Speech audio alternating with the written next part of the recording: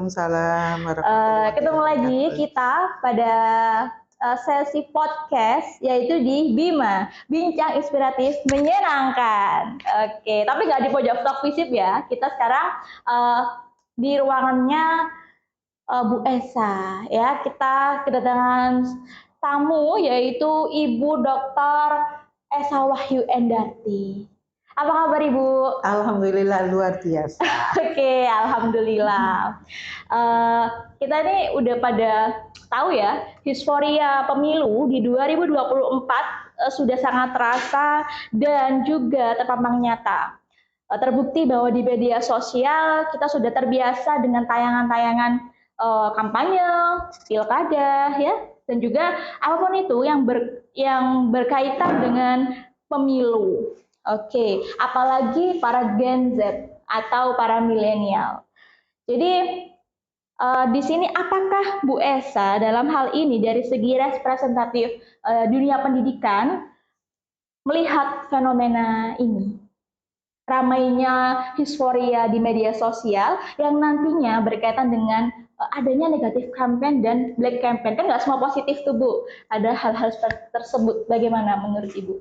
Gini, pemilu ya, apalagi nanti 2024 di bulan Februari kita ada pemilu yang bersamaan, yaitu pemilu legislatif dan pemilu presiden ya. Nah, tentunya saat ini sudah terasa itu apa ya, aura dari pemilu itu.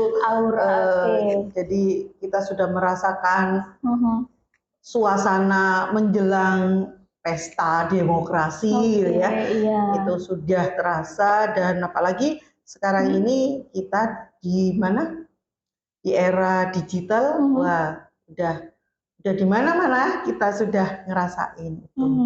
Nah, tentunya banyak opini yang berkembang. Dan apapun opini itu, tentunya kita berharap pesta demokrasi yang akan datang itu benar-benar suasananya pesta, bukan suasana saling menjatuhkan. Kompetisinya kompetisi sehat.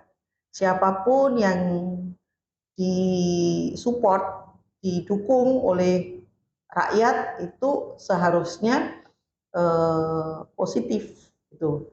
Tadi Mbak Ani tanya tentang black campaign gitu ya. Dan negatif campaign bagaimana? Bedanya bagaimana Bu?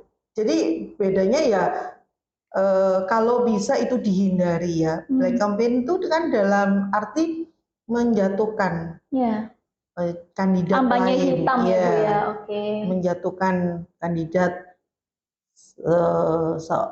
pasangan di pilpres ataupun di pileg, tapi yang mengedepankan kelemahan atau masa lalu yang kelam dari calon legislator atau calon presiden dan wapres.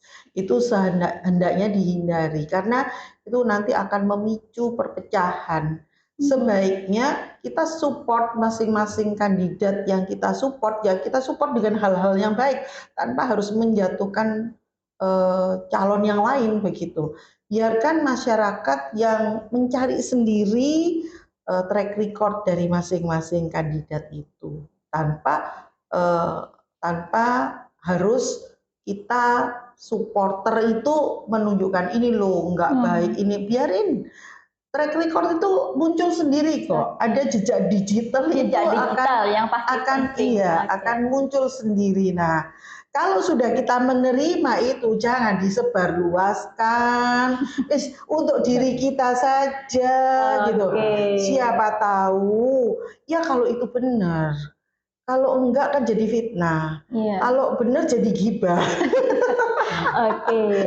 Iya, jadi dari penjelasan Ibu Esa ini ya, adanya negatif campaign dan black campaign ya. Kalau negatif campaign kayaknya tadi ada jejak digital yang pastinya itu fakta, by real. Tapi kalau black campaign itu adalah suatu pembohongan publik atau belum tentu benar adanya berita tersebut. Sehingga bisa jadi tindak pidana ya Bu ya, jika menyebarkan. Ada ini kan undang-undang ITE ya. Iya, undang-undang ITE. Jadi itu tetap berlaku loh walaupun di kampanye.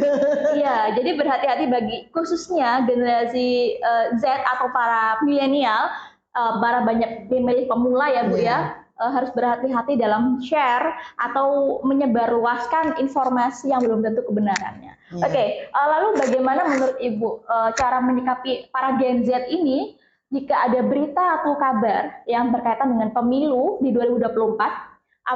Khususnya black campaign, bagaimana menurut Ibu menyikapinya? Generasi Z ya, Gen Z ini sama milenial itu adalah pemilih mayoritas nanti, lebih dari 50% mereka sebagai pemilih nanti di 2024 itu.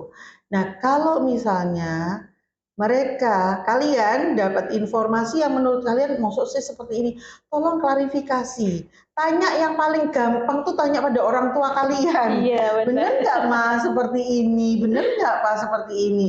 Kalau kalian tidak yakin dengan jawaban orang tua, kalian bisa browsing sendiri. Jejak digital dari seseorang itu tidak akan pernah terhapus, gitu. Jadi ya saya yakin mereka itu sudah sangat dekat, sudah sangat akrab dengan teknologi, jadi mereka bisa mencari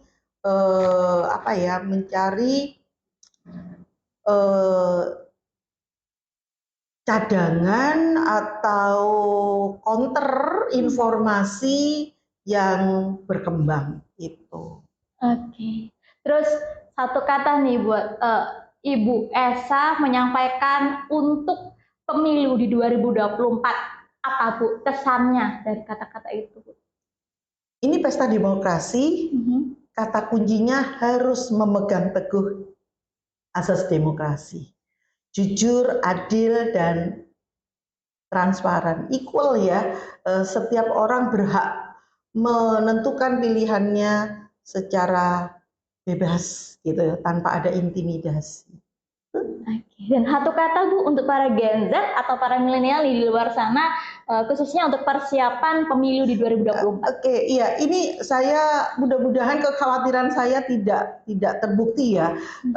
Kenapa saya khawatir? Karena Gen Z dan milenial ini itu jangan sampai apolitis deh, jadi jangan sampai a priori gitu dengan politik, enggak. Karena yang kita lakukan di bilik suara nanti tanggal 14 Februari 2024 itu menentukan masa depan kita 5 tahun ke depan. Jadi tolong jangan sampai males datang ke TPS ya sayang. Ingat ya pesan-pesan dari Ibu Esa nih, jangan malas datang ke TPS. Hanya 5 menit aja kok di sana. Iya. Nah, karena itu yang menentukan perjalanan kita sebagai sebuah bangsa 5 tahun ke depan. Katanya kan kita ingin meraih Indonesia maju tahun 2045 ya. Nah, kita mulai dari 2024. Kita harus milih pemimpin yang bisa kita amanahi untuk membawa kita sebagai negara maju di 2045. Oke, kesan-kesannya itu sangat inspiratif dan mengingatkan kita bahwa jangan sampai nggak datang ke TPS ya Bu ya, karena suara kita itu akan berguna dan akan bermanfaat membawa kemana sih negara kita nanti ke depannya. Seperti itu ya Bu ya. Oke, terima kasih Bu Esa atas waktunya di podcast di Bima kita saat ini, dan kita akan kembali di podcast dengan tema-tema yang lain. Jangan lupa ya like, komen, dan subscribe di YouTube dan Instagram Visip UWP. Oke, saya akhiri. Apabila ada salah kata, saya mohon maaf yang sebesar-besarnya. Wassalamualaikum warahmatullahi wabarakatuh. Waalaikumsalam warahmatullahi wabarakatuh.